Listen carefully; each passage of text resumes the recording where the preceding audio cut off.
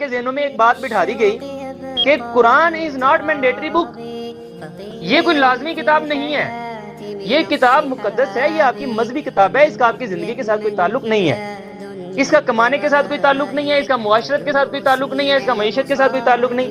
کس کے ساتھ تعلق ہے پھر اس کا تعلق ہے نیکیاں کمائیں۔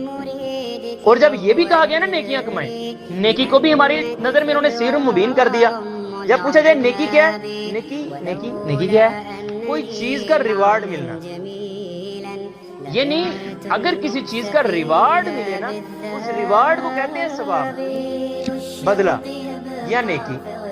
اب جب ریوارڈ ہی نہیں مل رہا تو نیکی کس بات کی؟ آپ کو کہا جائے اس کے معاملے میں فرض کریں کہ آپ کو نیکی ملے گی، اس کا مطلب یہی ہے کہ اس کے جواب میں آپ کو ریوارڈ ملے گا، آپ کو بدلہ ملے گا۔ آپ کے جس کام کا بدلہ اس دنیا میں نہیں نہ ملنا، تو آپ یہ پتہ نہیں کس بنیاد پر سوچ رہے ہیں کہ اس کا بدلہ آپ کو قیامت والے دن ضرور ملے گا۔